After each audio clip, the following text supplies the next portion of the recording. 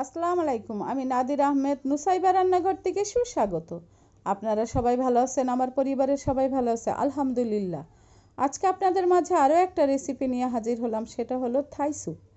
এই স্যুপ খেতে সবাই পছন্দ করে। প্রথমে আমি কিছু মুরগির হাড্ডি নিয়ে নিয়েছি, সেগুলোকে একটু থেতলিয়ে নিয়ে 3 লিটার পানি দিয়ে সিদ্ধ করতে বসিয়ে দিলাম। থাই স্যুপ স্টক দিয়ে করলেই ভালো লাগে।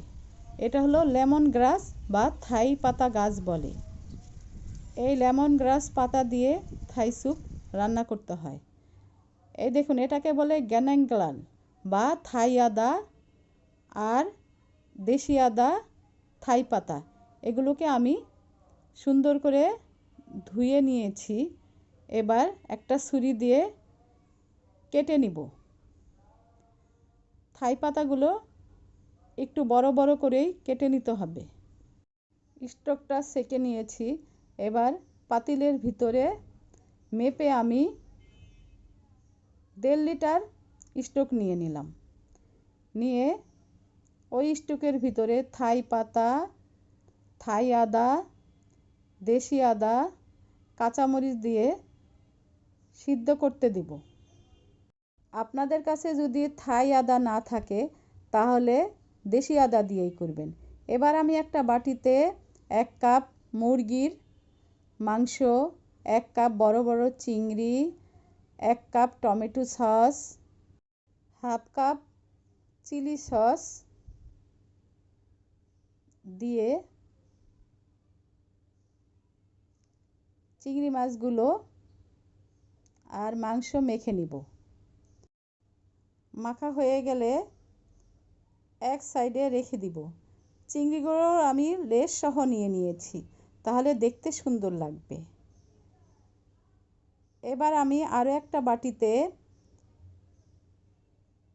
2 টেবিল চামচ কর্নফ্লাওয়ার নিয়ে ডিমের কুসুম দিয়ে কর্নফ্লাওয়ারটাকে ভালো মতো ফেটিয়ে নিব। আর হাফ কাপ পানি দিয়ে ডিমের কুসুম আর কর্নফ্লাওয়ার গুলিয়ে রাখবো। তার ভিতরে 1 টেবিল চামচ লবণ দিয়ে নিব। দিয়ে এটাকে মিশিয়ে এক সাইডে রেখে দিয়ে মাংস আর চিংড়ি মাছ আগেই ম্যারিনেট করে রেখেছিলাম, সেটার ভিতরে এখন আবার সয়া সস দিয়ে নিলাম। সয়া সস দিয়ে ভালো মতো নেড়ে চেড়ে স্টকের ভিতরে মাংস আর চিংড়ি মাছটা ঢেলে দিব। ঢেলে দিয়ে অনবরত নাড়তে থাকবো। এটাকে সিদ্ধ হতে দিব প্রায় আধা ঘন্টার মতন। আধা ঘন্টা এটাকে নেড়ে চেড়ে সিদ্ধ করে নিতে হবে। মাংস আর চিংড়ি মাছটা সিদ্ধ হয়ে গেলে 1 কাপ লেবুর রস দিয়ে দিব। আর সাথে 2টো চিকেন কিউব দিয়ে দিব, তাহলে স্যুপটা খেতে আরও মজা লাগবে। আপনার হাতের কাছে যদি চিকেন কিউব না থাকে তাহলে দেওয়ার দরকার নাই। আমি যে কর্নফ্লাওয়ার আর কুসুম গুলিয়ে রেখেছিলাম সেটাকে এবার ঢেলে দিয়ে অনবরত নাড়তে থাকবো, যেন কর্নফ্লাওয়ারটা দলা পেকে না যায়। এবার একটা বাটিতে কাঁচামরিচ কুচি, লেবুর রস 1 টেবিল চামচ, লবণ 1 চা চামচ, রসুন কুচি 1 টেবিল চামচ, ভিনেগার 2 টেবিল চামচ, চিনি 1 চা চামচ আর পানি 1 কাপ দিয়ে ভালো মতো নেড়ে নিব। এটা হলো থাই স্যুপের একটা সস। এভাবে করে থাই স্যুপের জন্য বানিয়ে নিতে হবে। এবার আমি একটা ডেকোরেশন ডিশে নিচে কিছু সস দিয়ে তার ভিতরে থাই স্যুপটাকে ঢেলে নিলাম। নিয়ে সুন্দর করে সাজিয়ে পরিবেশন করব।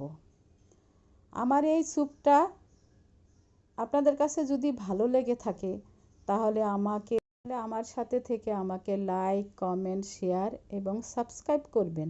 ফেসবুকে ফলো দিবেন আর কমেন্ট করে জানাবেন কেমন হলো। আপনারা যদি কমেন্ট করেন আমি অনেক উৎসাহ পাই।